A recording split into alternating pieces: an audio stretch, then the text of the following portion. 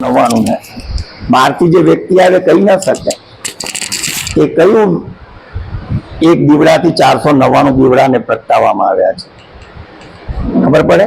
કઈ જ ખબર ન પડે. અચ્છા, એની ઉપર પાછું એક્સપાયરી ડેટ નથી. આ બીજી એક વાત, એક દીવાથી 10 દીવા, 100 દીવા, 1000 દીવા, 5000 દીવા તમે પ્રગટાવ્યા. દીવો એમ ન કે હવે બસ મારી જે ક્ષમતા હતી એ તો 5000 દીવાની જ હતી, હવે કઈ હું 5001 ને પ્રગટાવી નહીં શકું. એટલે એની ક્ષમતા કેવી છે? અનલિમિટેડ છે. અચ્છા, પછી એ જેનાથી એ પ્રગટી ગયો બીજો દીવો, એની પણ ક્ષમતા કેવી છે? અનલિમિટેડ. તો અનલિમિટેડ ના ગુણાકારો કરો તમે હવે. એટલે હું તમને ઘણી વાર, આ બહુ ગહેરી વાત છે, કે સમજો કે દુનિયાની અંદર પ્રલય આવ્યું, એક પણ વૃક્ષ બચ્યું નહીં આખે વર્લ્ડમાં, અને તમારી પાસે એક બીજ બચ્યું છે. એક વ્યક્તિ છે એની પાસે એક જ બીજ છે, અને આખી દુનિયામાં એક બીજું વૃક્ષ જ નથી. પણ એક બીજથી તમે આખી દુનિયાને પાછું નંદનવન કરી શકો, પાછું વૃંદાવન ઊભું કરી શકો. કેમ કે એક બીજની ક્ષમતા કેટલી છે? એને વાવો, એમાંથી જે વૃક્ષ થાય, પછી કેટલા બીજ, એ બધા બીજની અનંત ક્ષમતા. એવી રીતે મેં તમને દીવાની વાત કરી. દુનિયામાં એકદમ તમસ છે, અંધારું છે, તમારી પાસે એક જ દીવો છે, પણ તમે આખી દુનિયાને દિવાળીથી ભરી શકો, એટલી ક્ષમતા છે. તો પછી સદગુરુની કેટલી ક્ષમતા? તમે કોઈ એક ઓશોથી, એક શ્રીમદથી શું થવાનું છે? આ તર્ક આપણે કરીએ ને કે બાજુ સામે 8 અબજ લોકો છે, 800 કરોડ લોકો છે, તો એક બુદ્ધ પુરુષ શું કરશે? આ બુદ્ધ પુરુષની અક્ષમતા આવી રીતે ઇન્ફિનિટ છે, એન્ડલેસ છે. એટલે આશ્વાસન છે કે દુનિયામાં ક્રાંતિ થશે, અધ્યાત્મ અવતરશે. જય ગુરુદેવ, જય ઓલા સંત થઈ ગયા કે સતયુગ આયેગા. આશાથી ભરાયેલા રહો, નિરાશ ન થઈ જાઓ. જે દિવસે સ્વયં પરની શ્રદ્ધા તમે ખોઈ નાખો છો, તે દિવસે તમે ગરીબ થઈ ગયા. તમારી પાસે શું છે, કેટલો ફિગર છે, એનું કઈ મહત્વ નથી. તમારી સ્વયં પ્રત્યેની જો શ્રદ્ધા છે તમારા ઉપર, ત્યાં સુધી તમે શ્રીમંત છો. અને ગુરુ તમને આ પાઠ ભણાવે છે. એટલે सहजता से ध्यान और प्रेम के क्रांति बीज को बो. હવે रिबेल નું तत्व હોવું જોઈએ. कुछ तो लोग कहेंगे, लोगों का काम है कहना, छोड़ो बेकार की बातों को, कहीं बीत न जाए रहना. હજી એક હમણાં બહુ વોટ્સએપ પર સરસ કોટેશન આવ્યું કે બીજા શું વિચારશે એ બી જો તમે વિચારશો તો એ લોકો શું વિચારશે.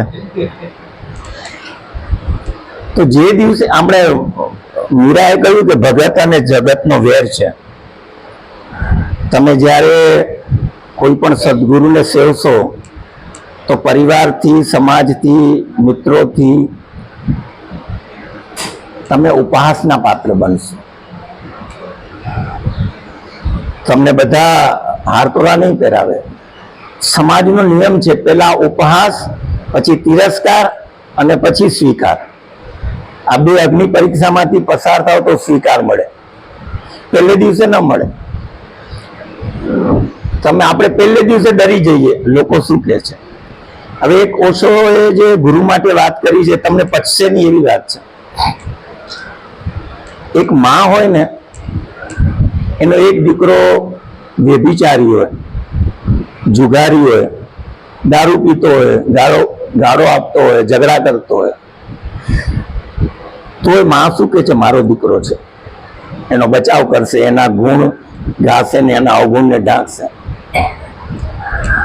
પણ એ માં એના દીકરાને સંન્યાસી થવા નહીં દે, મુનિ થવા નહીં દે, ભિક્ષુ થવા નહીં દે. કેમ? કે માં અહીંયા માને પુત્રનો સંબંધ જ તૂટી જાય છે. જ્યાં સુધી એ લબાડ, ચોર, વ્યભિચારી છોકરો છે, ત્યાં સુધી માને દીકરાનો સંબંધ જળવાઈ રહે છે. અને જે દિવસે બાળક ગુરુનું શરણું સ્વીકારશે તો માં સ્વીકારશે ને. તમને જો ખ્યાલ હોય તો આદિ શંકરાચાર્ય એ માને કહ્યું કે મારે સંન્યાસ લેવો છે, તો માએ ના પાડી. મહાવીરના જીવનમાં પણ ઉલ્લેખ છે. नहीं है जीवन का जीवन का ये परम सत्य है कि माँ अपने बेटे को सन्यासी बनाने को तैयार नहीं होगी। बहुत कथाएं हैं, अभी तो समय कम है।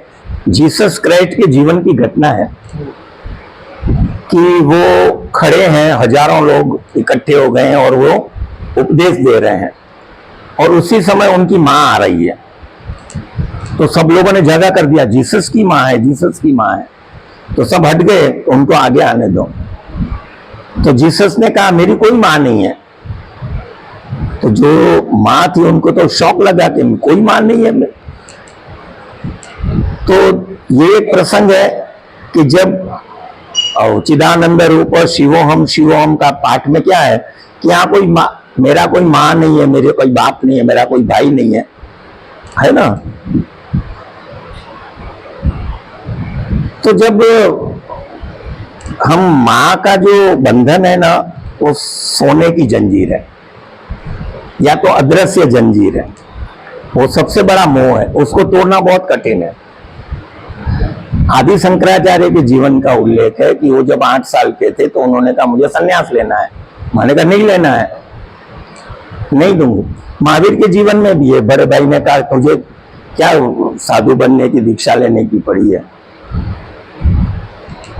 तो क्या हुआ, नदी में मगरमच्छ ने आदि शंकराचार्य के पैर को पकड़ लिया। आपको कथा पता ही है, बहुत कम लोगों को पता है।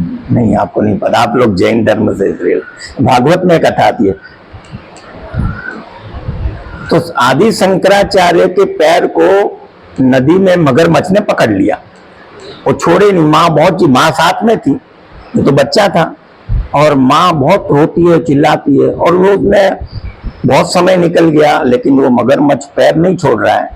अभी माँ ने आशा छोड़ दी कि अब तो मेरा बेटा गया, अब मगरमच्छ के हाथ से आएगा नहीं। तब आदि शंकराचार्य ने कहा कि माँ अब तो मुझे सन्यास की परमिशन दे दो, रजामंदी दे दो। तो माँ ने कहा अभी मजबूरी, अभी तू है ही 2-4 मिनट का मेहमान है। तो उसने कहा कि हाँ, मैं तुझे सन्यास की दीक्षा की अनुमति देती हूँ। और कथा कहती है कि जैसे ही माँ ने कहा, मगरमच्छ ने इनका पैर छोड़ दिया। फिर वो रोने लगी, अब तो बेटा बच गया। वो माँ का जो मोह होता है वो फिर से जागृत हो गया। तो माँ ने एक कंडीशन रखी, एक प्रतिज्ञा मुझे दे। बोले क्या प्रतिज्ञा? कि जब मैं मर जाऊं तो मेरा अग्नि संस्कार करने के लिए तो कहीं भी हो इंडिया में तू आ जाना। और घटना फिर आगे की कहानी मैं शॉर्ट में बता देता हूँ कि जब उनकी माँ ने शरीर छोड़ दिया और जैसे ही पता चला आदि शंकराचार्य को, जिन्होंने भजगोविंदम लिखा है, भजगोविंदम उनकी बात कर रहा हूँ, जिन्होंने 4 पीठ स्थापना की है ना, द्वारका पीठ और ये श्रृंगेरी पीठ और बद्री पीठ। तो वो आए अग्नि संस्कार करने को गांव में, कालड़ी गांव है साउथ में। तो 4 लोग इकट्ठे नहीं हुए उनको जलाने के लिए। देखिए महान पुरुषों के जीवन में कितनी तकलीफें, कितने विघ्न होते हैं। उनको खींच के ले गया। आदि शंकराचार्य ने अपनी माँ के लिए 4 व्यक्ति जुटा नहीं पाए गांव से, पूरे गांव ने उनको बॉयकॉट किया था। नाक बार આપણે જેને કહીએ, અને ખેંચીને માને લઈ જઈને અગ્નિ સંસ્કાર એકલી હાથે કર્યા હતા। તો ગુરુનો મહિમા આજ આપણે જે વિષય છે, સતની નાવ ખેવટિયા સદગુરુ। નાવ કઈ છે? સત્યની નાવ છે। ખેવટિયા એટલે આપણે જે કેવટ જે હતા એ હોડીને ચલાવનારો નાવિક, ખેવટિયા સદગુરુ। આપણે સત્યની નાવમાં બેસી જઈએ તો ગુરુ એને હલેસાથી તમને મુક્તિના માર્ગ, મુક્તિના સામેના તટ પર લઈ જાય। એટલા માટે આ વાત જે છે ખેવટિયાને, એને આપણે બહુ બીજા સંદર્ભથી, બીજા દ્રષ્ટાંતથી સમજીએ।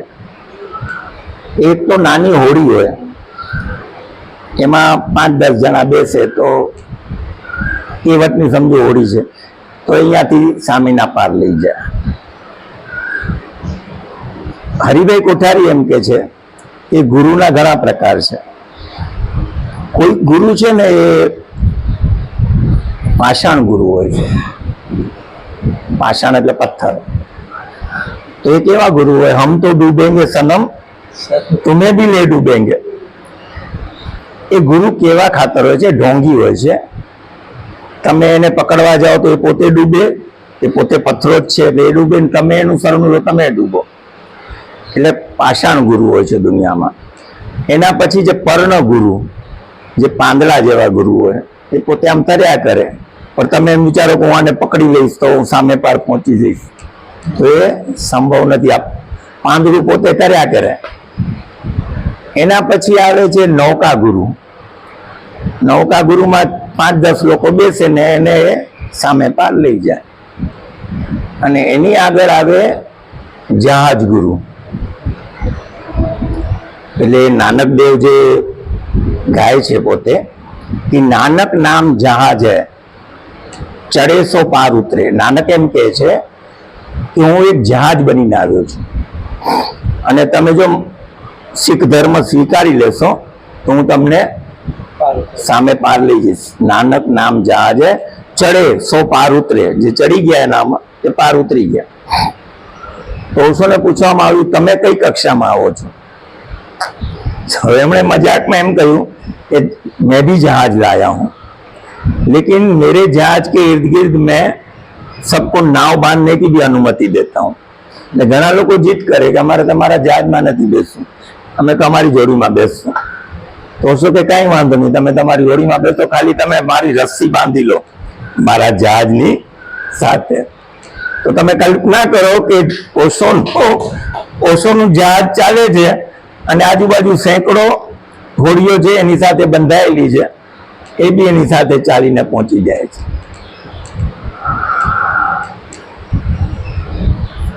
આ હરિભાઈએ આજે વાત કરી પાષાણ ગુરુ, પછી પર્ણ ગુરુ. એના પછી એક કોટી આવી, હું ભૂલી ગયો કહેતા, એ છે ઇન્ડિકેટર ગુરુ. એનો અર્થ થાય છે કે દર્શક ગુરુ અથવા પાટિયા ગુરુ, માઇલસ્ટોન ગુરુ જેને કહી શકો. કે તમે મુંબઈથી પુના જઈ રહ્યા છો, તમે લોનાવાલા પર પહોંચ્યા તો ત્યાં એક માઇલસ્ટોન છે. એ કહે છે કે હવે 80 કિલોમીટર છે પુના. તો એને બી તમને માર્ગ બતાડ્યો કે ભાઈ તમે 100 કિલોમીટરની ટ્રાવેલ કરી લીધી છે અને 80 હવે બાકી છે. કોઈ પોતાની જગ્યાથી હટે નહીં. તો ઘણા ગુરુ એવા બી હોય કે તમને કહી દે તમારા 2 ચક્ર ખુલી ગયા છે, હજી 5 બંધ છે 7 ચક્રમાં. તો એ પણ એક ગુરુ છે, પણ તમને એનો બી તમારે આભાર માનવાનો. એટલું બી કહી દીધું કે પુના હવે 80 કિલોમીટર દૂર છે અને 100 કિલોમીટર તારી યાત્રા થઈ ગઈ છે. એવા ગુરુ પણ હોય. આ ગુરુ શિષ્યના સંબંધોમાં ગુરુ દ્રોણ અને એકલવ્યની જે વાત છે, હવે એકલવ્યનું શિષ્યત્વ અલ્ટિમેટ છે કે ગુરુ કઈ શીખવાડતા નથી ને બધું શીખીને અર્જુનથી આગળ સવાયો અર્જુન થઈ જાય છે.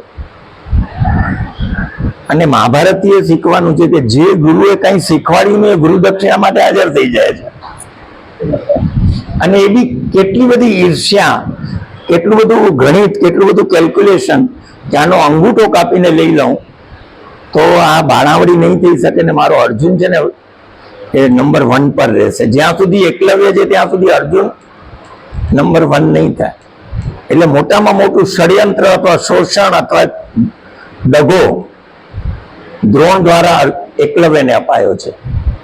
અને અહીંયા જો વિરાટતા જુઓ એકલવ્યને, એને 1 સેકન્ડ માટે બી પ્રશ્ન ન કર્યો કે તમે મને કઈ શીખ્યું નથી, કયા દેવ ઉપર તમે અંગૂઠો માંગો છો ને ગુરુ દક્ષિણા માંગો છો.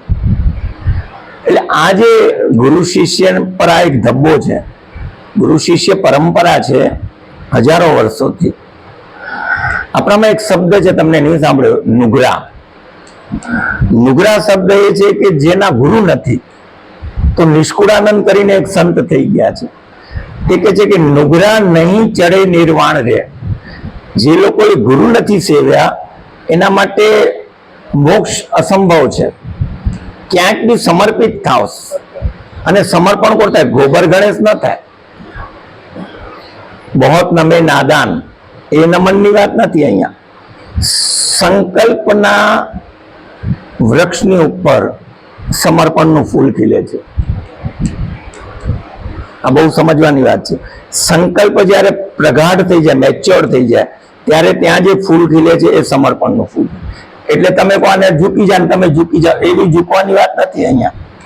એટલે જે ગુરુ કે લઈ આવ તારા બધા પ્રશ્નો, અને એના માટે બધા રમકડા હોય, આમ તમને રમતા રમતા બધા પ્રશ્નોના જવાબ આપી દે અને તમને નિષ્પ્રશ્ન કરી નાખે. તમને કેવા કરી નાખે? નિષ્પ્રશ્ન. તમારા બધા પ્રશ્નો ખરી પડે. તો જૈન ધર્મમાં બહુ સરસ છે નિર્ગ્રંથ થવું. બરાબર છે? આપણે બધા ગ્રંથિઓમાં જીવતા હોઈએ છીએ ગુરુ મળે એના પહેલા. ગુરુ તમને નિર્ગ્રંથ કરે છે. બુદ્ધના જીવનમાં ઉલ્લેખ છે કે એકવાર રૂમાલ લઈને જાય છે બુદ્ધ, રૂમાલ બતાવે છે ખોલીને, શિષ્યોને પૂછે છે આ શું છે? બધા શિષ્યો કહે છે કે રૂમાલ છે. પછી બુદ્ધ બેસીને બધી ગાંઠો મારવા માંડે છે, મેક્સિમમ ગાંઠો મારી આખું રૂમાલ ગાંઠોથી ભરી દીધું. પછી પાછું શિષ્યોને પૂછ્યું કે હવે આ શું છે? હવે આને શું કેવું?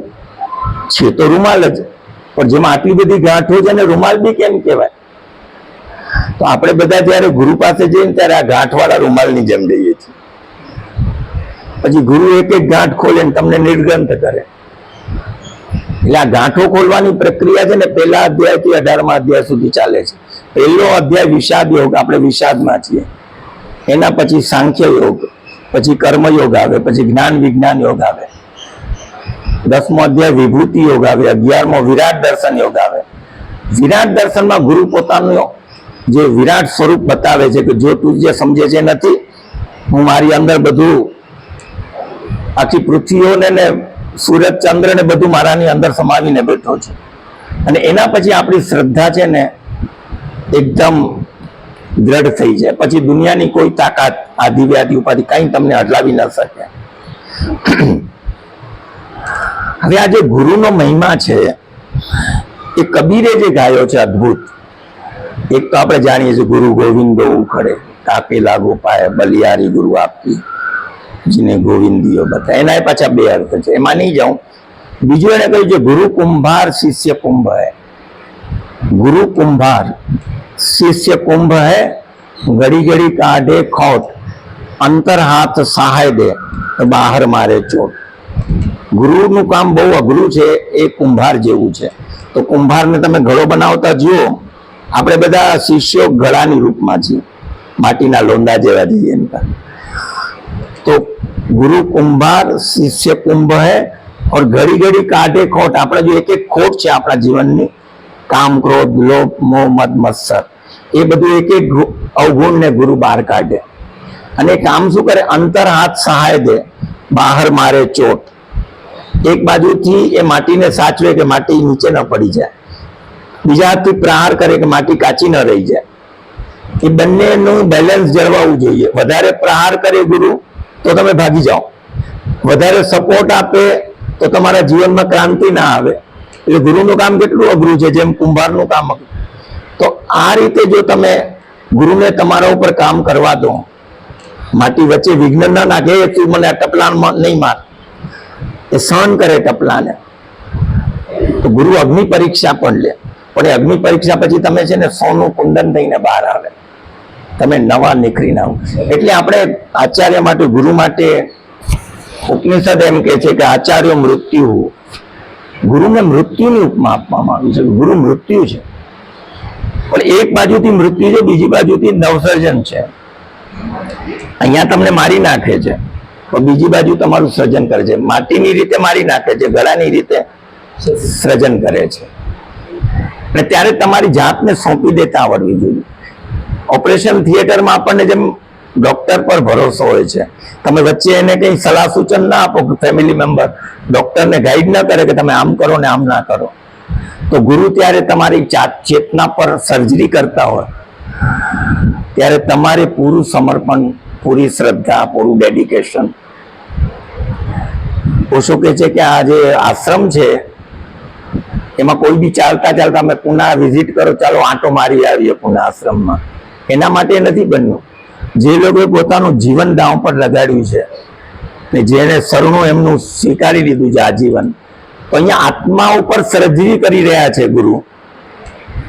તો જેમ આપણે ભાભા એટમિક રિસર્ચ સેન્ટરમાં કોઈ બી માણસ ઘૂસી ન શકે કે ચાલો જોઈએ શું ચાલે છે અંદર એટમિક એનર્જીના. તો આ તો એનાથી મોટી સર્જરી થઈ રહી છે. જ્યારે ગુરુ અને શિષ્યનો એકાંતમાં એટલી મોટી સર્જરી થઈ જાય છે. તમે આમ કઈ તમાશબીનો બંદરિયાનો ખેલ નથી, રસ્તા પર કોઈ કઠપુતલીનો ખેલ નથી કે ચાલો જોઈ આવીએ શું ચાલે છે પૂનામાં, આંટો મારી આવીએ. ત્યાં આત્માની સર્જરી થાય છે.